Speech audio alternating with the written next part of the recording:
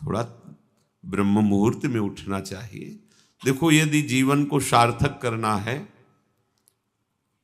तो जिसके शैया में लेटे हुए सूर्य भगवान का उदय हो जाता है, उसकी आयु, बुद्धि, श्री, तेज, बहुत सी बातें नष्ट हो जाती हैं।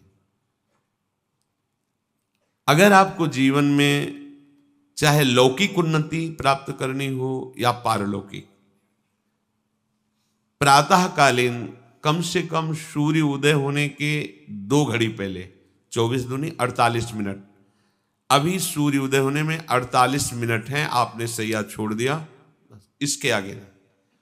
सूर्य उदय होने के 48 मिनट पहले आप सैया से हट जाएं। अगर आप रात्रि में जगे हैं तो सूर्य उदय होने के 48 मिनट बाद फिर आप सो जाएं।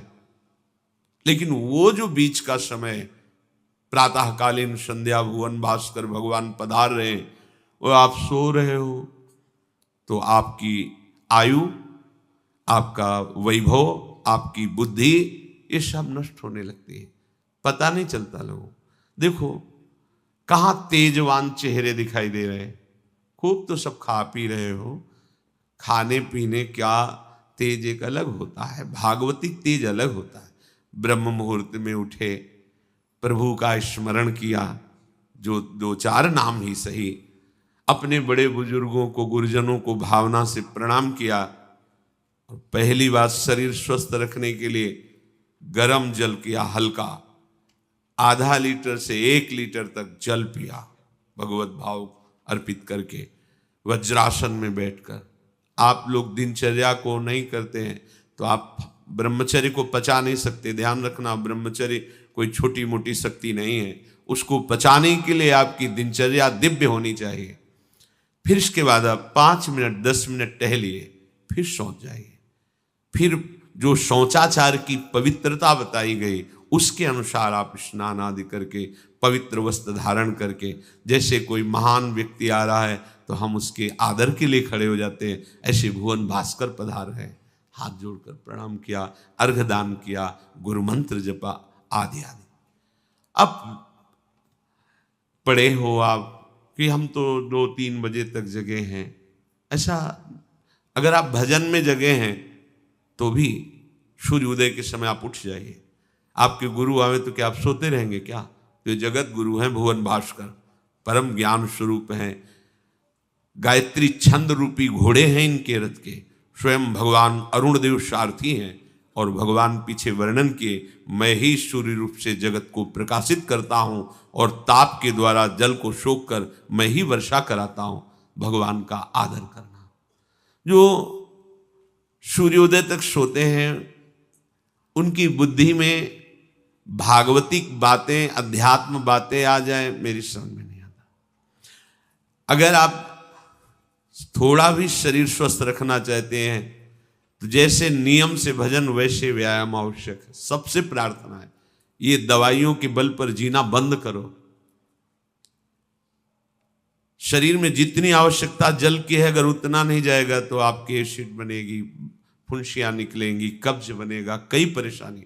हम साधकों को कहते हैं, कभी कभी जैसे पूछते हैं कितना जल पिया, वो अभी तो पिया नहीं। अच्छा, ये शरीर है, ये एक गाड़ी है, कोई सच्चिदानंद नहीं है। उचित आहार, उचित जल, व्यायाम के लिए तो समय नहीं। और भी 10 दिन बीमार पड़ोगे फिर देखो, आप कहते हैं समय नहीं है, हमने अपने बीमार स्थिति की दिनचर्या को बताया। शीत धाम की 2 बजे उठना, जो आपको बोल रहे हैं ऐसे ही दिनचर्या करते, और 45 मिनट व्यायाम। इसके बाद तुरंत प्रणाम करके वृंदावन की परिक्रमा, फिर आके श्री जी की मंगला, फिर आके 9 बजे तक गुरुदेव भगवान की सेवा में, फिर वहां से आके श्री जी का श्रृंगार, फिर भिक्षावृत्ति आदि 12-1-2 बजे तक। कोई चाय, कोई पानी, कोई ऐसा कुछ नहीं कि बाल भोग, कुछ नहीं था ही नहीं। जिंदगी में 100 ग्राम दूध नहीं खरीदा कि भाई हमारा दूध बन, कभी नहीं ऐसा। पर कभी ऐसा महसूस नहीं हुआ कि मैं बहुत कमजोर हूं। ब्रह्मचर्य को पचाने के लिए बहुत शरीर को क्रियाशील होने की आवश्यकता है। या तो प्राणायामों के द्वारा, आसनों के द्वारा वो अब ना आसन है, न प्राणायाम है, न व्यायाम है, और फिर क्या, कैसे भावना आपकी भगवत भावना बनेगी? तो एक प्रमाद स्थिति, एक छिन्न भिन्न खिन्न स्वभाव, नहीं बात बनेगी। अध्यात्म का साधक जो होता है एक नवीन खिला हुआ कमल जैसा, मुख प्रसन्न तन तेज विराजा, कीनेस रामचंद्र कर का। कोई असाध्य रोग, कोई बहुत पीड़ा, वो बात अलग है, नहीं तो ऐसा वो जैसे कमल खिला होता है ऐसे खिला रहता है। क्यों? हर समय चिंतन सही, आचरण सही, सब कुछ सही। जो भगवत भावना विहीन जीवन है वो मुर्दा जीवन है।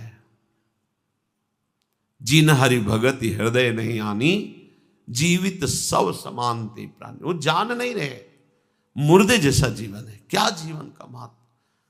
वही गंदे भोगों को भोगना, उसी का चिंतन करना, और भोग भोगने वाले शरीर को स्वस्थ रखने के लिए विषय सामग्री इकट्ठी करना, इसके बाद मर जाना। बोलो इसके अलावा और क्या है?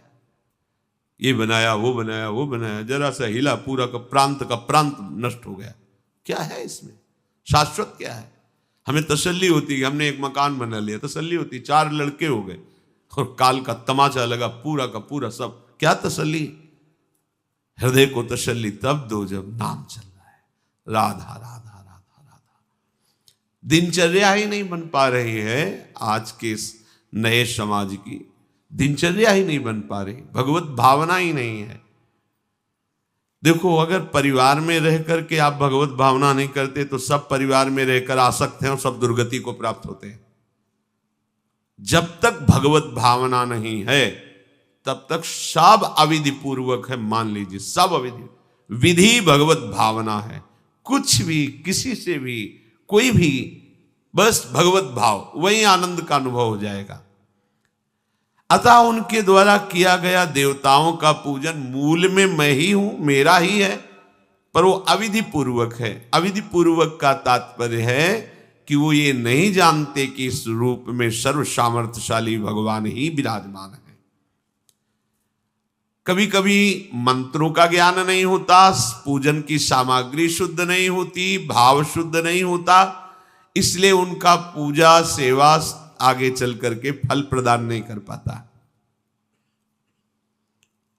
प्रभु कह रहे मेरे में रिझाने के लिए किसी पूजा सामग्री की या किसी धन संपत्ति की आवश्यकता नहीं। पिता को बस इतना ही चाहिए कि वो अपनापन करके दौड़ के उनकी गोद में बैठ जाए, बस